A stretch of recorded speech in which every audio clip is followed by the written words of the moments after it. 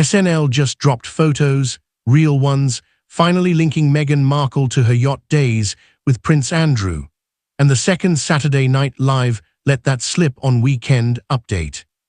The room knew exactly what they were doing, because when Colin Jos jokes about images the public hasn't seen yet, that's not comedy, that's a warning. The implication was clear. These aren't the fake photos, these aren't the mislabeled ones. These are new images, allegedly circulating privately, that connect Meghan directly to Prince Andrew's yacht circle back before Harry, before titles, before the rebrand. And sources say the fallout was immediate. Behind the gates in Monteceto, Meghan reportedly lost it, screaming, throwing things, panicking as lawyers and PR scrambled to contain what SNL just unleashed. Because once late-night TV hints that visuals are coming, the story isn't rumor anymore, it's countdown. Before we continue, please kindly subscribe. We are on a journey to reach 1,000 subscribers in less than 2 weeks, and we're counting on you. Like, comment, and hit on the notification bell. Now let's be honest, Meghan Markle didn't come out of nowhere. Before the palace, before the titles, before the victim narratives and Netflix tears, she was a working actress moving inside elite circles. She technically had no business accessing. And that's not shade, that's logistics. Because struggling cable TV actresses don't normally go on vacation in billionaire playgrounds, appear at invitation-only yacht environments, move freely through private members' clubs tied to global power brokers, unless someone opens those doors. And those doors don't open randomly. This is where the yacht girl rumors come in. Not as insults, not as slurs, but as industry shorthand for women placed into elite leisure environments where access is currency and proximity is the transaction. Nobody's saying every yacht is a crime scene, but pretending yachts are innocent floating brunches for social climbers, please. And when Meghan's name keeps orbiting that world repeatedly, people stop asking if she was there. They start asking how early she was. This story would still be gossip if it ended with yachts. It stops being gossiped the moment Prince Andrew enters the frame, because Andrew isn't controversial, he's radioactive. Multiple sources, including longtime royal researchers, have alleged that Meghan Markle knew Prince Andrew long before she ever met Prince Harry. Not after, not through marriage, before through overlapping elite circles, through private environments, through the exact same world Andrew has spent decades trying to outrun. And here's why that matters. If Meghan knew Andrew before Harry, then the fairy tale collapses. Then the outsider narrative collapses. Then this wasn't destiny, it was positioning. And that's why this topic stayed buried for so long.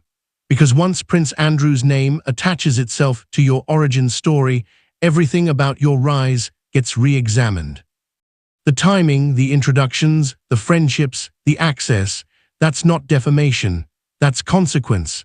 And now that SNL has cracked the door open, this conversation is no longer optional.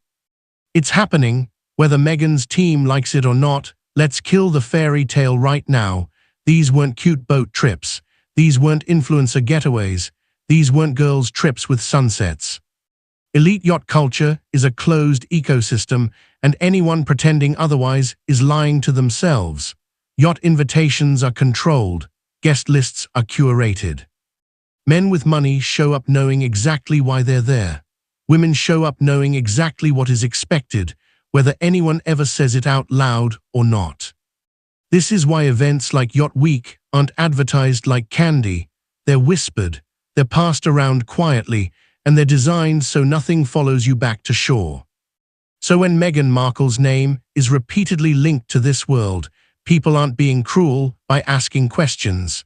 They're being logical, because you don't just accidentally end up in that environment. You're invited, you're vouched for, and someone powerful signs off on your presence. That's not gossip, that's how access works. Now let's talk about the place where all of these worlds quietly overlap. Soho House, not a restaurant, not a hotel, not a cute networking lounge. Soho House is a gatekeeping machine. No cameras, no press, no accountability. It exists for one reason: to connect ambitious people with powerful ones behind closed doors. And the man sitting at the center of Meghan Markle's early orbit inside Soho House is Marcus Anderson. Now, this may not be true, but there are certain whispers going that Marcus Anderson's name allegedly may not actually be Marcus Anderson. But how true that is, no one knows for sure. But back to the story. Marcus Anderson wasn't a casual friend. He wasn't a plus one.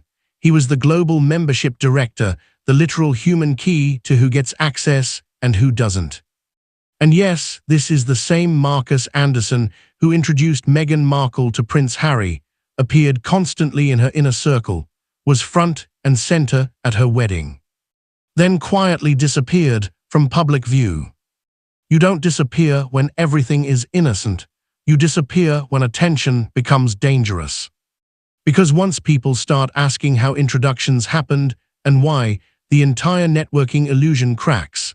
This is where things stop being theoretical. Author and researcher Kirby Summers has alleged for years that photos exist. Photos showing Meghan Markle on a yacht in Phuket with Prince Andrew dating back to the early 2000s. And before anyone screams fake, let's be very clear. Summers is not referring to the mislabeled images floating around online that fact-checkers already debunked.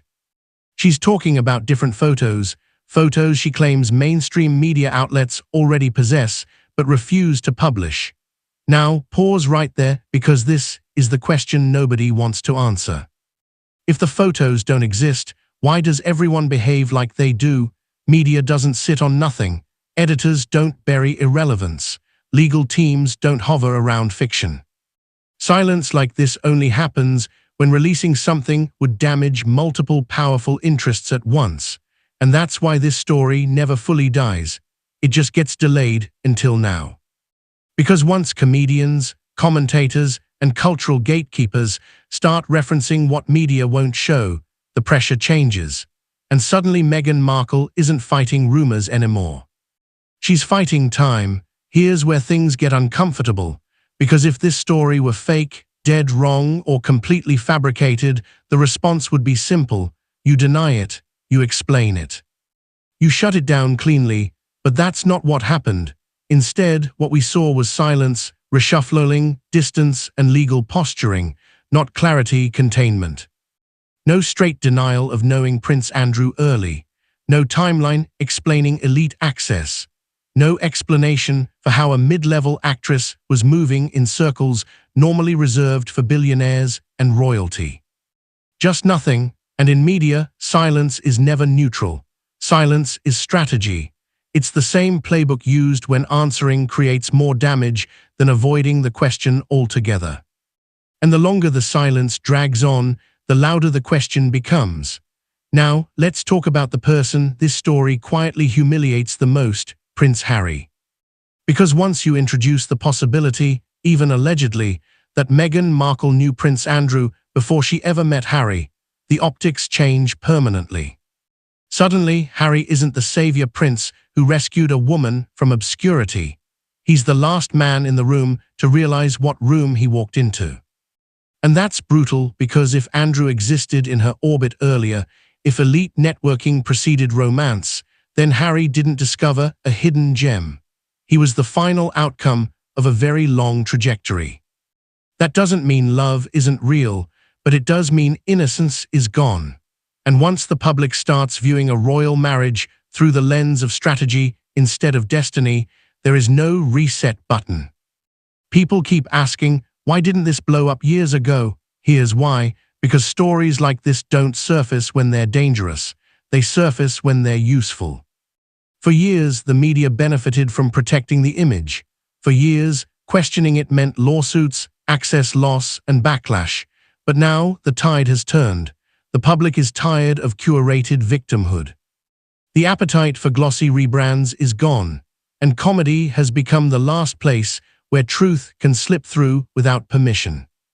Once late-night jokes start circling a name, it means editors, writers, and producers already know where the bodies are buried. They're just testing how ready the audience is to hear it. This wasn't random, this was a temperature check, and the audience didn't flinch. Here's the part nobody can spin. Reputations don't collapse because of one accusation. They collapse because too many unanswered questions start lining up.